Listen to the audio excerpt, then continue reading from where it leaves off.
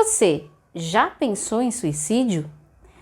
Provavelmente você se escandalize com uma pergunta como essa, não é muito comum que as pessoas façam essa pergunta, e você acha um absurdo. E diga, claro que não, nunca pensei nisso, eu sou uma pessoa de Deus, eu rezo, eu tenho vida sacramental, nunca pensei nisso. Louvado seja Deus por isso.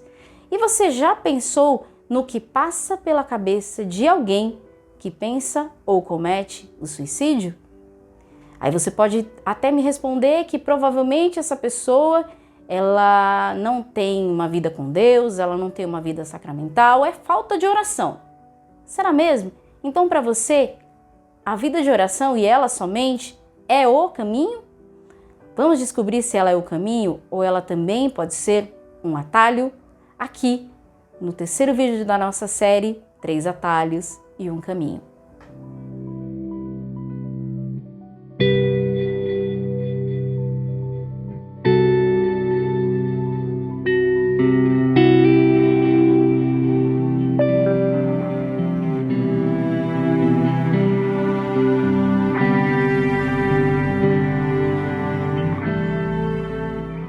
Sejam muito bem-vindos, eu sou Ali Cardoso e você está aqui no meu canal. Eu quero já te convidar no comecinho desse vídeo a se inscrever no canal, caso você não seja inscrito, e também a dar o seu joinha nesse vídeo, tá bom? Nesse conteúdo que a gente tem feito aqui com muito carinho e com muita dedicação e com muita oração para você, tá certo?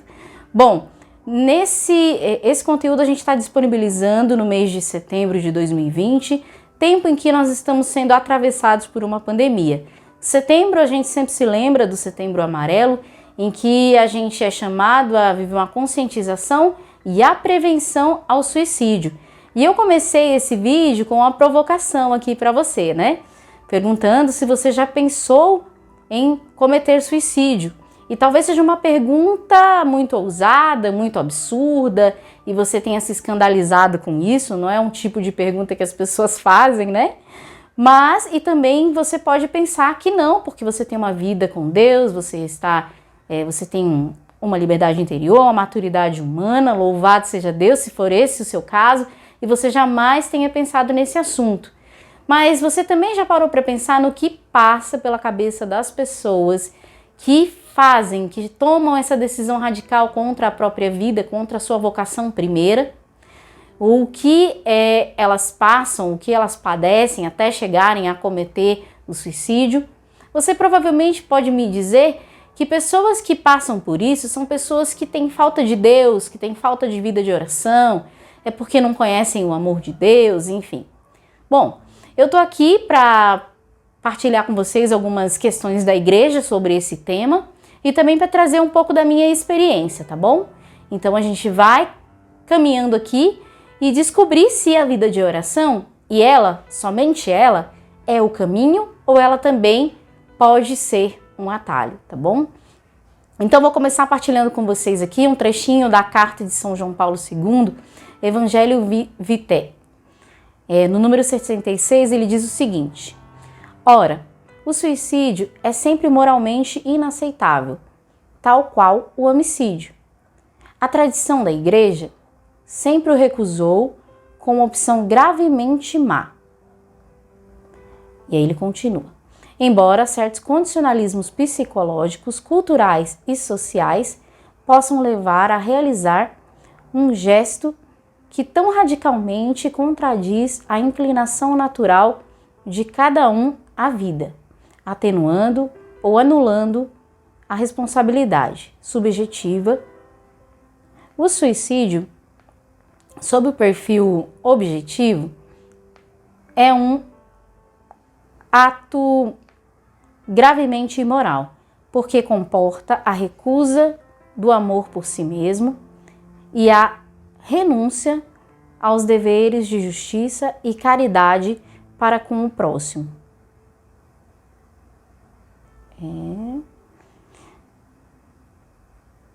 Com as várias comunidades de que se faz parte e com a sociedade de seu conjunto.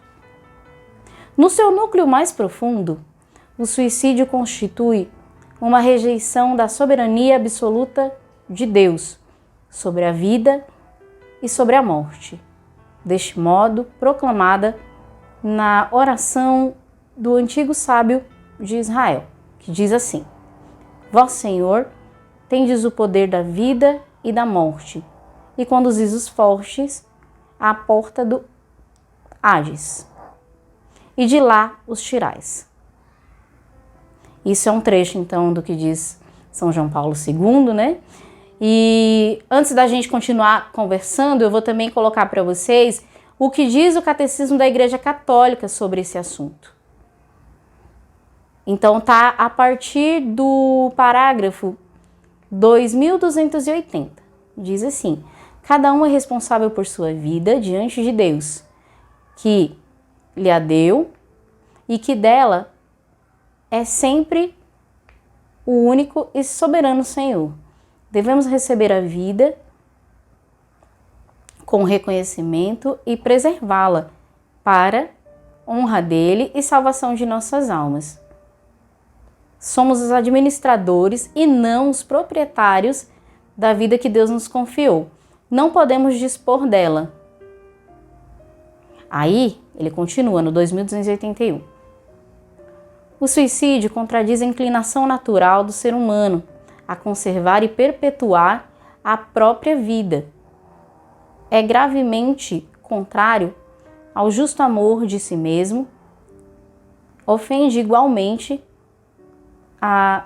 ao amor do próximo, porque rompe injustamente os vínculos de solidariedade com as sociedades familiar, nacional e humana, as quais nos ligam muitas obrigações.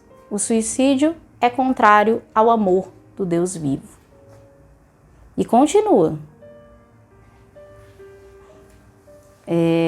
Eu vou pular aqui o 2282, vou para o 2283. Ou melhor, o finalzinho do 2282, tá bom? Distúrbios psíquicos graves, a angústia ou o medo grave da provação, do sofrimento ou da tortura podem diminuir a responsabilidade do suicida. Bom, e aí ele continua falando sobre a misericórdia de Deus.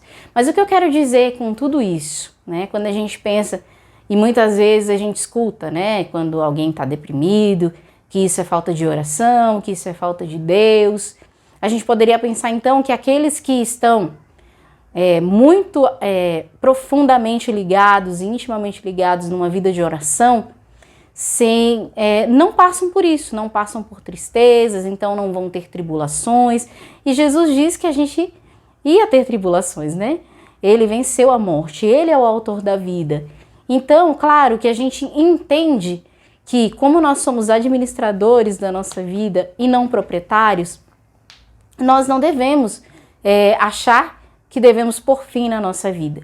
Isso nós racionalmente entendemos, mas muitas vezes não é isso que sentimos. Diante de um desespero, diante de uma doença, né, de um distúrbio, de um transtorno mental, nós podemos sim pensar que seria mais fácil, né, pôr fim ao nosso sofrimento. E quantas vezes o sofrimento é muito grande e nós não aguentamos mais e nós achamos que esse seria o melhor. Então, o que eu quero dizer com tudo isso, gente, é que a vida de oração, quando ela tem um fim em si mesma, como tudo que a gente tem falado aqui, né?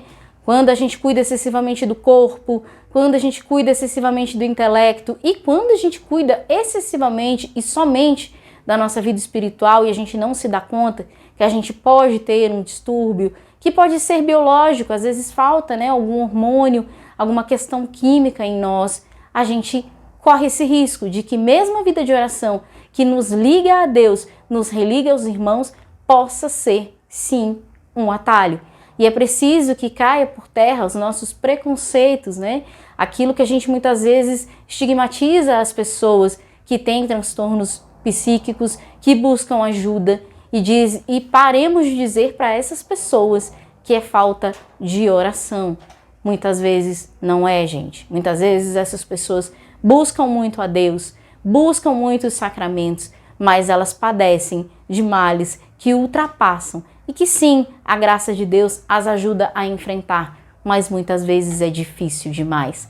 No livro As Três Idades da Vida Interior, o filósofo francês, que eu não vou tentar falar o nome dele aqui, ele fala da diferença, né, entre os neurastênicos, que são as pessoas que têm alguns transtornos, e as pessoas que passam, sim, pela aridez espiritual, pela noite escura da alma, como fala São João da Cruz, né?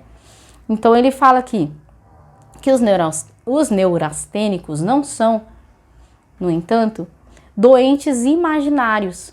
A impotência que eles experimentam é real e seria muito imprudente envolvê-los num processo de desprezo da própria fadiga e levá-los ao limiar de suas forças. Não é o querer que lhes falta, mas o poder. Muitas vezes essas pessoas querem, lutam, mas não conseguem, porque precisam se abrir também à graça de buscar os médicos e de buscar a ciência, certo? E eu vou partilhar com vocês a minha experiência.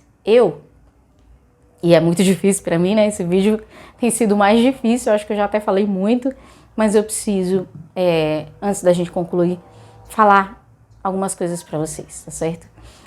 Eu sou uma pessoa com transtorno de ansiedade generalizada e transtorno obsessivo compulsivo, TOC. E nesse tempo de pandemia, eu tive que lidar com o pior que havia em mim. Muitas vezes na correria do dia a dia e entrando por atalhos, eu não me atentei à necessidade de buscar ajuda para os meus transtornos. E sim, muitas vezes encarei eles como falta de oração.